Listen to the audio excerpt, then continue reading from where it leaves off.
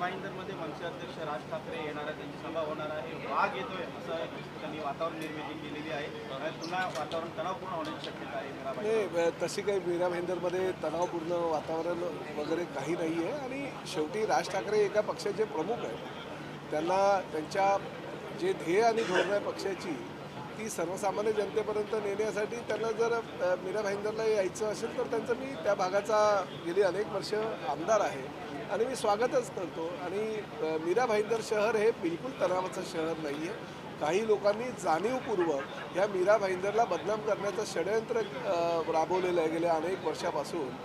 कधी हिंदू मुस्लिमच्या वेळेस मीरा भाईंदरचा विचार केला जातो, मराठी अमराठी वादाच्या वेळेस मीरा भाईंदरचा विचार केला जातो आणि जागतिक नकाशावर किंवा देशाच्या नकाशावर सारखं मीरा भाईंदर शहर कसं येईल याचा विचार काही प्रवृत्तीची लोक करत असतात. आणि मीरा भाईंदर शहरातील जनता मात्र त्यांना भीक घालत नाही. मीरा भाईंदर शहराचा इतिहास आहे आजपर्यंत शांतता प्रस्थापित करणारं शहर म्हणून.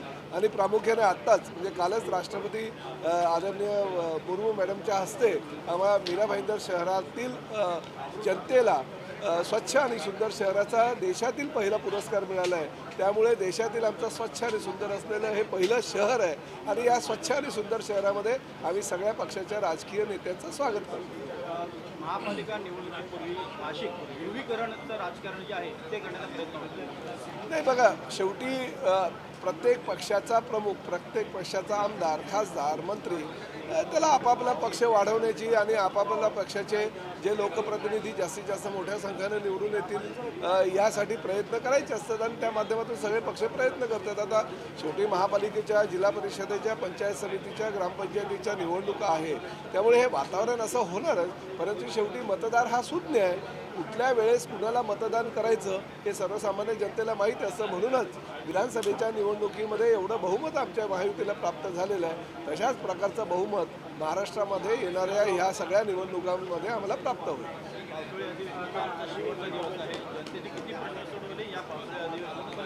बघा अनेक प्रश्न जनतेचे सोडवलेले आहेत. कष्टकऱ्यांचे, शेतकऱ्यांचे, महिलांचे, तर सर्वसामान्य मुलांचे, गोरगरीब जनतेचे हे सगळे प्रश्न सोडवण्यासाठी पुरवणी मागण्यांवर चर्चा विस्तृतपणे करत असताना अनेक सदस्यांनी आपली भूमिका मांडली, आपलं मत मांडलं आणि ह्या सगळ्या भूमिकेंना लोकप्रतिनिधींच्या मागणीला मंत्र्यांनी सविस्तर उत्तरं दिली. आज माननीय उपमुख्यमंत्री आणि माननीय मुख्यमंत्री त्यावर ह्या 3 आठवड्यामध्ये आम्ही काय महाराष्ट्रातील गोरगरीब जनतेला दिलेलं आहे, सर्वसामान्य जनतेला दिलेलं आहे हे आपल्या भाषणातून आपली जी परंपरा आहे त्यानुसार ती माहिती उघड करतीलच आणि माहिती देतीलच.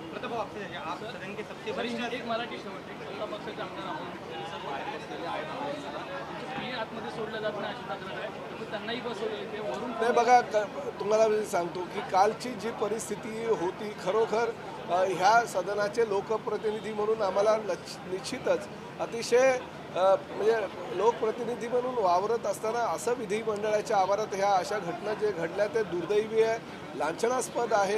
काल रात्री 1:30-2 वाजेपर्यंत ह्याच विधिमंडळाच्या परिसरामध्ये जे काही नाट्य घडलं तेही महाराष्ट्राला शोभा देणारं नाही आहे. आणि त्यामुळे कालच्या घटनेचा तर निषेध प्रत्येकाने करायला हवं. पण शेवटी सुरक्षा रक्षक आहे, सुरक्षा रक्षकांचा सुद्धा कुठे विचार करणं गरजेचं आहे. कारण कार्यकर्ते प्रत्येक आमदार, खासदारांबरोबर, मंत्र्यांबरोबर येतात, त्यांच्यावर दडपण आणतात आणि आतमध्ये आल्यानंतर मात्र अशा प्रकारे फ्रीस्टाईल कुस्त्या खेळतात, ते योग्य नव्हे. त्यामुळे सुरक्षा रक्षकांना त्यांची जी कामं आहेत ती करू द्यायला हवी ह्या मताचा मी आहे.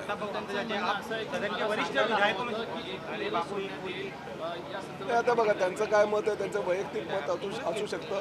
हे मी मत व्यक्त केलं तेही माझं वैयक्तिक मत आहे. परंतु ह्या सभागृहाच्या बाहेरील जे आवार आहे, जो परिसर आहे त्या परिसरामध्ये शांतता राखण्यासाठी लोकप्रतिनिधींनी, भले तो सत्ताधारी पक्षाचा असू दे किंवा विरोधी पक्षाचा असू दे, त्यांनी सहकार्य करणं गरजेचं आहे. आपसे जानते हैं कि आप सदन के वरिष्ठ सदस्यों में से एक है, सत्ताधारी पार्टी का एक विधायक इस तरह का बर्ताव करता है, क्या आपको लग रहा है कि बतौर सरकार? नहीं, देखिए सत्ताधारी पार्टी का हो या विरोधी पार्टी का हो, ये लोकशाही का मंदिर है और एक लोकशाही के मंदिर में अगर ऐसी घटनाएं घटती रहेगी तो हमारे लिए बहुत ही खेदजनक घटना हो कल जो हो है वो हुई है।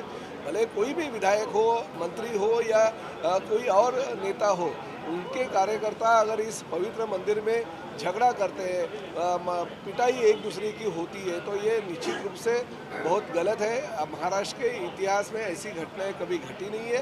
आज कल वो घटना घटी है तो हम इसकी निंदा करते हैं, और हम मैं आपके माध्यम से यही कहना चाहता हूं कि सभी लोग प्रतिनिधियों ने जो हमारे सिक्योरिटी गार्ड रहते हैं उनको सपोर्ट करना चाहिए। बाहर के कोई भी कार्यकर्ता अंदर आते हैं, मार पिटाई करते हैं, तो उसको नुकसान उनका होता नहीं हो तो ठीक है, जेल जाएंगे, उनको जमानत हो जाएगी, 2 दिन में बाहर आएंगे, मगर नाम खराब होता है ये महाराष्ट्र का, नाम खराब होता है लोक प्रतिनिधियों का, नाम खराब होता है हमारे मुख्यमंत्री, उप मुख्यमंत्री और अध्यक्ष का। तो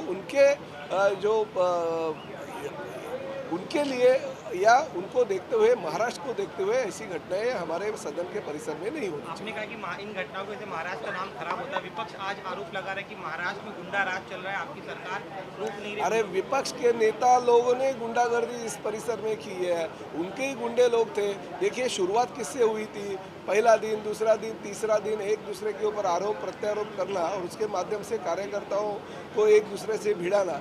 इसमें क्या खाली सत्ताधारी पार्टी के लोग थे, क्या विरोधी पार्टी के भी लोग थे? तो उन्होंने अपना भी दामन देखना चाहिए कि अपना दामन कितना स्वच्छ है।